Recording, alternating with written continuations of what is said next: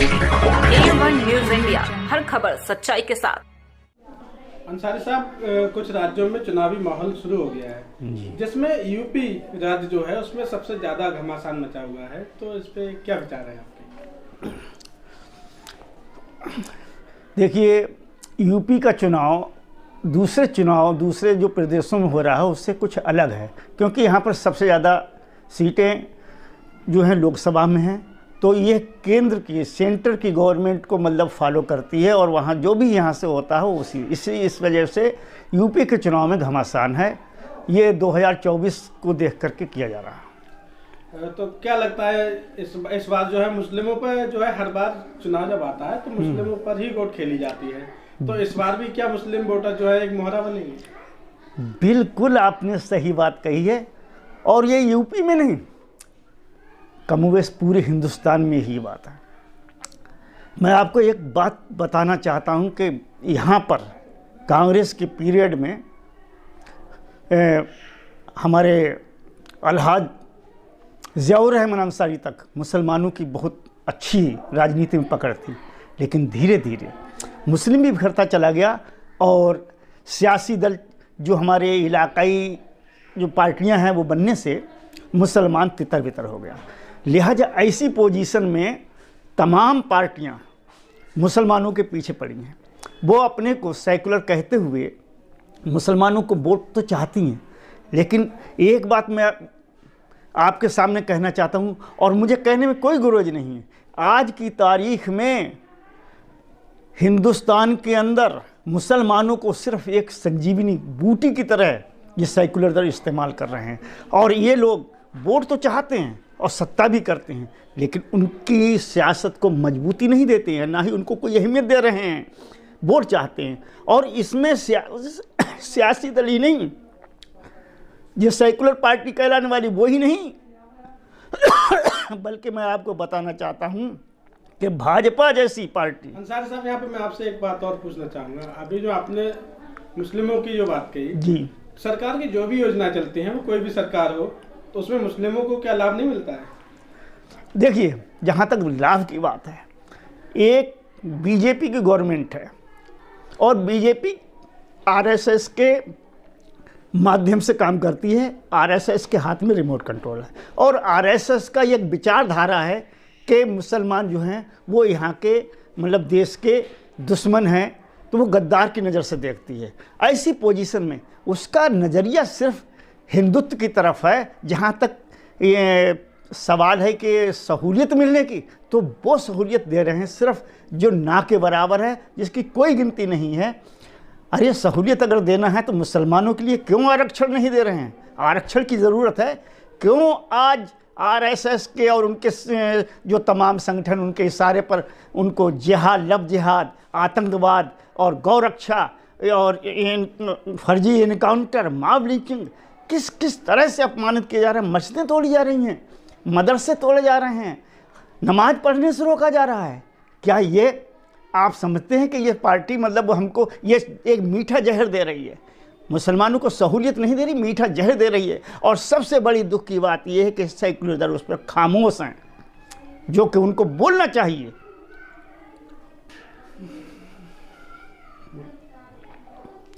तो फिर आप कौन सी पार्टी को मुस्लिमों का हितैषी मानते हैं? ये एक बहुत ही कठिन सवाल है, क्योंकि मुसलमानों की कोई अपनी सियासी पार्टी नहीं, कोई सियासी रहनुमा नहीं है। एक तरह से सियासत में बहुत फेल हो चुका है। ऐसी पोजीशन में मैं आपको बताना चाहूँ कि जहाँ जब भाजपा खुलेआम गुंडागिर्दी कर रही है और मुसलमानों पर अत्याचार पे अत्याचार हो रहे हैं, तो ऐसी पोजीशन में मुसलमानों की नज़र जो है सिर्फ़ और सिर्फ उन हिंदू लोगों के साथ है जो सेकुलर माइंडेड है।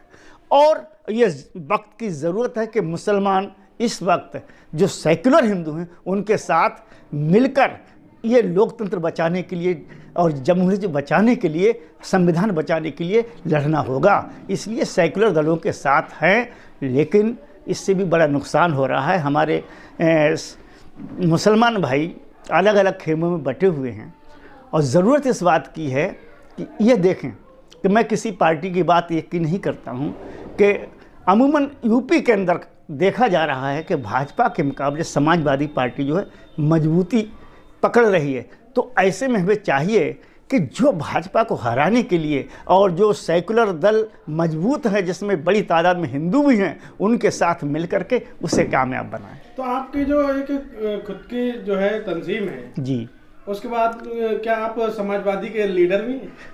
जी नहीं, बिल्कुल नहीं। मैं किसी भी पार्टी का सदस्य नहीं हूँ। मैंने समाजवादी से इतना प्यार लगाव क्यों है? ये भी बात नहीं है। मैंने आपको एक ही बात बताई कि जहाँ पर हमारे साथ जुल्म सितम हो रहे हैं, और ऐसे में वैसे तो कोई भी पार्टी आज भरोसे के लायक नहीं रही है, चाहे वो समाजवादी पार्टी हो, चाहे कांग्रेस हो, चाहे बहुजन समाजवादी पार्टी हो, दूसरी सेकुलर दल कहलाने वाली पार्टी। क्योंकि इतने जुल्म सितम के बाद इनकी खामोशी क्यों है, ये भी शक के दायरे में है। लेकिन मैं सिर्फ एक ही बात है कि हमें भाजपा जैसी सांप्रदायिक ताकत को हराने के लिए और देश को बचाने के लिए, लोकतंत्र को मजबूत करने के लिए हमें सेकुलर दलों के साथ में होना है। और आज समाजवादी पार्टी का चूँकि क्रेज है, और मैं ये भी कह रहा हूँ कि जहाँ पर समाजवादी पार्टी के अलावा दूसरे दलों के अगर कोई प्रत्याशी मजबूत हैं, वो चाहे कांग्रेस के हों या कोई दूसरे सेकुलर दल के हों, उनको फेवर करें। कुल मिला के भाजपा को हराने के लिए सेकुलर दलों के साथ, सेकुलर हिंदुओं के साथ होना जरूरी है। इस विधानसभा चुनाव में असदुद्दीन ओवैसी भी आ रहे हैं, उनके लिए क्या कहेंगे? देखिए, असदुद्दीन ओवैसी चुनाव है और ये हक है, हर एक को हक है हिंदुस्तान के अंदर वो चुनाव लड़ सकता है। और असदुद्दीन ओवैसी जो एक अपनी राजनीति सियासी मतलब बात जो करते हैं, उनका मकसद सिर्फ ये है कि अपनी ताकत को मजबूत किया जाए, लेकिन कभी कभी ये ताकत अपनी जो है नुकसान दे देती है। अब ऐसे में असदुद्दीन ओवैसी अगर यहाँ पर यूपी में चुनाव लड़ते हैं तो जाहिर सी बात है उसका नुकसान जो है हमारे जो सेकुलर दल यहाँ लड़ रहे हैं, कांग्रेस या समाजवादी पार्टी, उनको होगा।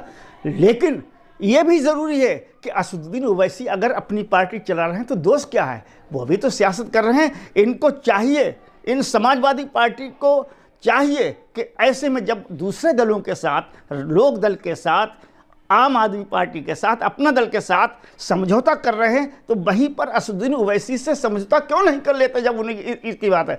तो अगर वो इस तरह से अगर नहीं करते हैं तो हम ये समझ लेंगे कि ये भी मतलब हिंदू पक्ष के पक्षकार हैं, हिंदुओं को समर्थन देने वाले हैं, मुसलमानों की राजनीति को मजबूत नहीं होने देना चाहते। यूपी के अंदर ओवैसी भी जो है चुनाव में उतर रहे हैं, उनके बारे में क्या ख्याल है आपका?